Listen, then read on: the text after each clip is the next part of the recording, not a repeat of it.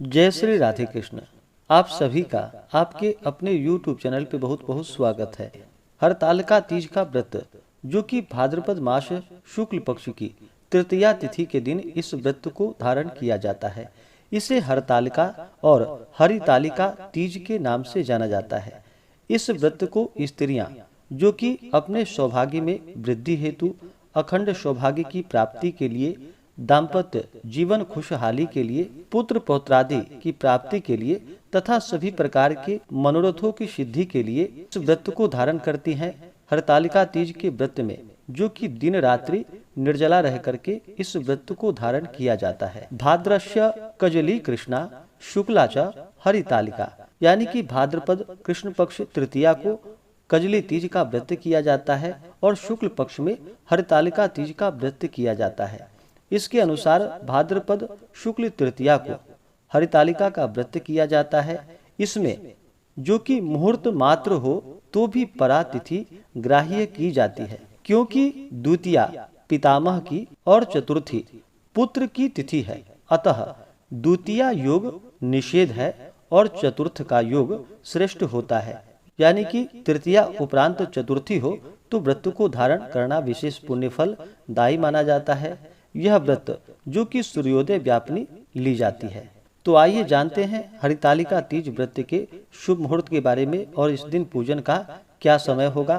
संपूर्ण जानकारियां की प्राप्ति के लिए वीडियो को अंत तक जरूर देखें। भाद्रपद मास शुक्ल पक्ष तृतीया तिथि प्रारंभ समय जो कि 17 सितंबर 2023 दिन रविवार सुबह 11:11 और तृतीया तिथि की समाप्ति होगी 18 सितंबर 2023 दिन सोमवार को दोपहर 12:39 पे। तो हमें सूर्योदय व्यापनी के अनुसार और तृतीया उपरांत चतुर्थी जो व्रत पड़ रहा है वह 18 सितंबर 2023 दिन सोमवार को पड़ रहा है। तो इस दिन सभी व्रत को धारण करेंगी। तीज जो कि 17 सितंबर से ही शुरू हो रहा है, लेकिन उस दिन जो कि द्वितीया उपरांत तृतीया तिथि है, इसलिए उस व्रत को धारण ना करें। 18 सितंबर को तृतीया उपरांत चतुर्थी है, तो इस व्रत को धारण करना जो कि बड़ा ही पुण्यफल दायी होगा। 18 सितंबर को जो विशेष करके प्रदोष काल पूजन का समय है, वह समय शाम 4:59 से शाम 6:59 तक यह समय जो कि प्रदोष काल का समय है। इस दौरान विशेष प्रकार से भगवान शिव माता पार्वती का, गौरी गणेश का पूजन करना जो कि बड़ा ही पुण्यफल दायी होगा। वैसे तृतीया तिथि का प्रारंभ जो कि सुबह से ही शुरू हो रहा है, तो आप चाहें तो भगवान का पूजन जो कि सुबह से ही शुभ मुहूर्त के अनुसार धारण कर सकते हैं, जो कि रात्रि तक किया जाता है। इस व्रत में जो कि दिन रात्रि जागरण करते हुए गीत वाद्यादि का कार्य करते हुए इस व्रत को धारण किया जाता है। तो विशेष समय जो कि शाम 4:59 से शाम 6:59 तक प्रदोष काल के समय में भगवान का पूजन किया जाएगा। आप चाहें तो शुभ चौघड़िया मुहूर्त के अनुसार जो कि सुबह से भी पूजन शुरू कर सकते हैं। जो कि सुबह अमृत नामक शुभ चौघड़िया मुहूर्त के अनुसार जो समय है वह समय सुबह 5:44 से सुबह 7:15 तक होगा। उसके बाद शुभ नामक चौघड़िया मुहूर्त का समय सुबह 8:49 से सुबह 10:20 तक होगा। उसके बाद फिर चर, लाभ, अमृत और चर, ये 4 शुभ चौघड़िया मुहूर्त जो कि दोपहर 1:24 से शाम 7:27 तक होगा। उसके बाद फिर लाभ नामक शुभ चौघड़िया मुहूर्त का समय रात्रि 10:24 से रात्रि 11:52 तक होगा। इस समय के दौरान आप भगवान शिव माता पार्वती का पूरे विधि विधान के साथ पूजन करें और विशेष प्रदोष काल के समय में भगवान शिव के पूजन करने का विधान है और ज्यादा महत्व होता है। तो प्रदोष काल का जो समय होता है वह समय सूर्यास्त से 1 घंटे पहले और सूर्यास्त के 1 घंटे बाद तक के बीच का जो समय होता है वह समय प्रदोष काल का होता है। और इस दौरान भगवान शिव माता पार्वती का पूजन करना जो कि बड़ा ही पुण्यफलदायी माना जाता है। 18 सितंबर को जो सूर्योदय का समय है वह समय सुबह 5:44 और सूर्यास्त शाम 5:59। राहु काल का जो समय होगा वह समय 18 सितंबर को सुबह 7:16 से सुबह 8:48 तक राहु काल का समय होगा। राहु काल समय के दौरान कोई भी शुभ कार्य या पूजन आदि का कार्य ना करे। इस समय को छोड़ करके ही आप पूजन आदि का कार्य संपन्न करें। नक्षत्र जो कि चित्रा नक्षत्र होगा 18 सितंबर को सुबह 11:15 तक। उसके बाद स्वाति नक्षत्र। तीज के व्रत में वहीं पे अगर हस्त नक्षत्र हो, तृतीया तिथि हो, सोमवार का दिन हो तो यह और भी इसका कई गुना पुण्य फल बढ़ जाता है। तो इस बार जो कि हस्त नक्षत्र पहले ही समाप्त हो जा रहा है, उसके बाद चित्रा नक्षत्र शुरू है, लेकिन इस बार सोमवार के दिन हरितालिका तीज का व्रत पड़ रहा है तो यह बड़ा ही पुण्य फलदायी है। वैसे ही सोमवार का दिन भगवान शिव जी को अति प्रिय होता है। इस दिन भगवान शिव के मंदिरों में जाकर के भगवान शिव जी का पूजन करना, अभिषेक करना, यह सब बड़ा ही पुण्य फलदायी होता है। तो इस बार सोमवार के दिन 18 सितंबर को हरितालिका तीज का व्रत किया जा रहा है। हरितालिका तीज के व्रत में इस दिन जो कि व्रत के लिए एक दिन पहले से ही व्रत में नियमों का पालन किया जाता है। जो भी स्त्रियां तीज का व्रत धारण करती हैं उन्हें एक दिन पहले जो कि नहाय खाए का कार्य करना चाहिए। उस दिन जो कि तामसिक वस्तुओं का प्याज, लहसुन, मांस, मदिरा आदि का प्रयोग बिल्कुल भी नहीं करना चाहिए।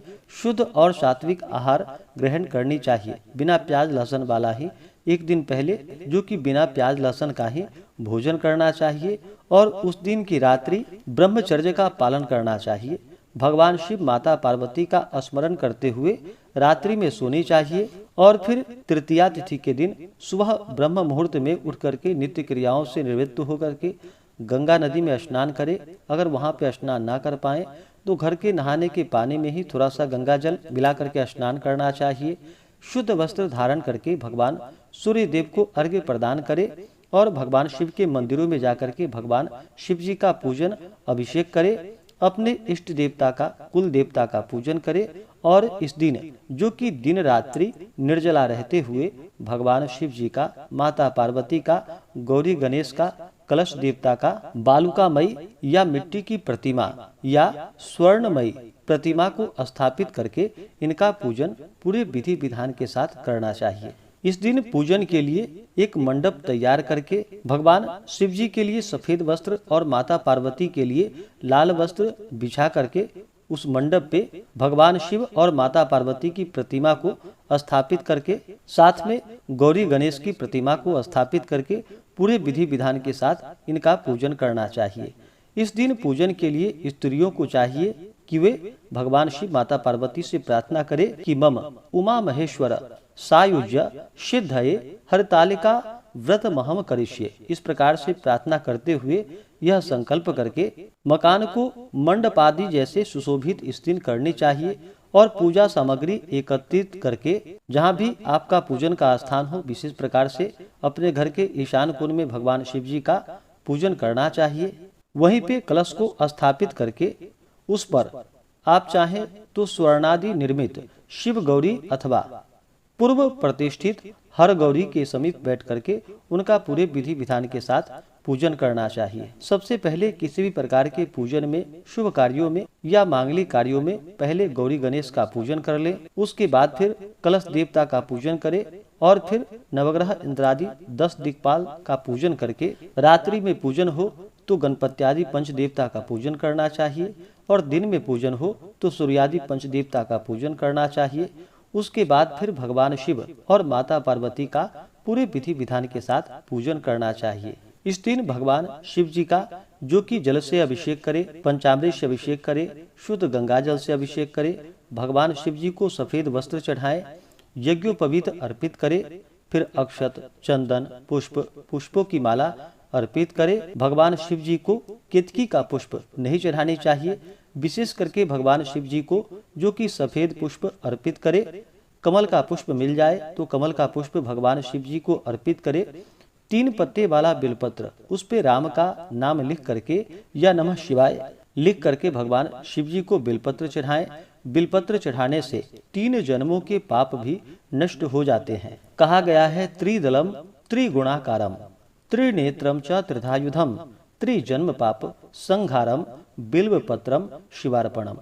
अर्थात जो भी भगवान शिव जी को सच्ची श्रद्धा के साथ 3 पत्ते वाला बिल्वपत्र अर्पित करते हैं तो भगवान शिव जी उनके 3 जन्मों के पापों को संहार कर डालते हैं। तो भगवान शिव जी को बिल्वपत्र अर्पित करें, फिर भांग, धतूरा, शमी पत्र आदि चढ़ाएं, तुलसी मंजरी भगवान शिव जी को अर्पित करें, फिर धूप और दीप दिखाएं, अनेक प्रकार का नैवेद्य, जितने भी प्रकार के ऋतु फल हो, केला, सेब, खीरा या दूध से बने हुए वस्तुओं का प्रयोग करके भगवान शिव जी को नैवेद्य अर्पित करें, फिर जल से आचमनी करवाएं, द्रव्य दक्षिणा चढ़ाएं, मुख शुद्धि के लिए पान पत्र, सुपारी, लौंग, इलायची के साथ में अर्पित करें। इसके बाद माता पार्वती का जो कि फिर जल से अभिषेक करें, पंचामृत से अभिषेक करें, शुद्ध गंगा जल से अभिषेक करें, माता पार्वती को लाल वस्त्र चढ़ाएं, समस्त प्रकार की श्रृंगार की वस्तुएं अर्पित करें, रोली, सिंदूर अर्पित करें, फिर अक्षत, पुष्पों की माला अर्पित करें, धूप और दीप दिखाएं, अनेक प्रकार का नैवेद्य अपने श्रद्धा भक्ति भाव के साथ अर्पित करें। नैवेद्य के बाद जल से आचमनी करवाएं, मुख शुद्धि के लिए पान पत्र, सुपारी, लौंग, इलायची के साथ में अर्पित करें। उसके बाद फिर भगवान शिव और माता पार्वती को पुष्पार्पण करें। उस समय आप इन मंत्रों का उच्चारण करें। स्त्रियां इस दिन पूजन में जो कि ओम के जगह श्री का प्रयोग करें। सबसे पहले माता पार्वती का जो कि ओम उमायै नमः, ओम पार्वत्यै नमः, ओम जगद्धात्र्यै नमः, ओम जगत प्रतिष्ठायै नमः, ओम शांति रूपिण्यै नमः, ओम शिवायै नमः, ओम ब्रह्म रूपिण्यै नमः। इस प्रकार से उमा का यानी कि माता पार्वती का पूजन करें और भगवान शिव जी का जो कि ओम हराय नमः, ओम महेश्वराय नमः, ओम शंभवे नमः, ओम शूलपाणये नमः, ओम पिनाकधृषे नमः, ओम शिवाय नमः, ओम पशुपतये नमः, ओम महादेवाय नमः। इस प्रकार से महेश्वर के यानी कि भगवान शिव जी का पूजन करके और फिर देवी देवी उमे गौरी त्राहि माम करुणानिधे ममा अपराधाः क्षन्तव्या भुक्ति मुक्ति प्रदा ममा। इस प्रकार से माता पार्वती की प्रार्थना करनी चाहिए और फिर पूजन संपन्न करके हरतालिका तीज व्रत का कथा श्रवण करना चाहिए और रात्रि में जागरण आदि का कार्य करते हुए भजन कीर्तन गीत आदि का कार्य करते हुए समय को व्यतीत करना चाहिए। और अगले दिन जो कि सूर्योदय से पहले उठ करके स्नान करके शुद्ध वस्त्र धारण करके भगवान का पूजन और आरती कर ले। इसके बाद फिर विसर्जन करके व्रत को खोलना चाहिए। व्रत का पारण जो कि बहुत से जगहों पर सामा का सत्तू का प्रयोग किया जाता है। आप चाहें तो जल, फल, खीरा, प्रसाद या दूध से बने हुए वस्तु हो उससे इस व्रत का पारण करना चाहिए। आप जहाँ पर भी रहते हैं आपके अनुसार जिस भी चीज से व्रत का पारण किया जाता हो तो आप अपने जगह के अनुसार व्रत का पारण करें। जो भी स्त्रियां व्रत को धारण करती हैं उन्हें व्रत के दौरान जो कि किसी के ऊपर क्रोध नहीं करनी चाहिए, अपने मन में किसी के प्रति ईर्ष्या या द्वेष का भाव नहीं लाना चाहिए, ब्रह्मचर्य का पालन करना चाहिए। इस दिन स्त्रियों को अपने पति के ऊपर या किसी भी बच्चे पुरुष के ऊपर बिल्कुल भी क्रोध नहीं करनी चाहिए, किसी को अपशब्द नहीं बोलनी चाहिए। इस दिन जहाँ तक हो सके कम बोलनी चाहिए। ज्यादा बोलने से मुख से न निकलने वाले शब्द भी मुख से निकल जाते हैं, इसलिए इस दिन ज्यादा ना बोले और मन ही मन भगवान शिव माता पार्वती का जप करते रहें। इस दिन श्री उमा महेश्वराभ्याम नमः इन मंत्रों का जप करते रहें और पूर्ण अपना मन भगवान शिव जी के और माता पार्वती के चरणों में लगाएं। इससे भगवान शिव जी अपने भक्तों पर अति प्रसन्न होते हैं तथा सभी प्रकार के दुखों को दूर करते हैं, सुख और समृद्धि का आशीर्वाद प्रदान करते हैं। तो आशा करता हूँ कि यह जानकारी आपको अच्छा लगा हो। ऐसे ही ज्ञानवर्धक जानकारियाँ प्राप्त करने के लिए हमारे इस चैनल पे अगर आप नए हैं तो चैनल को लाल बटन दबा करके सब्सक्राइब करें, साथ में बेल आइकन घंटी को दबाएं ताकि मेरे वीडियो का नोटिफिकेशन आपको समय से मिलता रहे। वीडियो को लाइक करें, शेयर करें। सुखी रहें और स्वस्थ रहें। जय श्री राधे कृष्ण। धन्यवाद।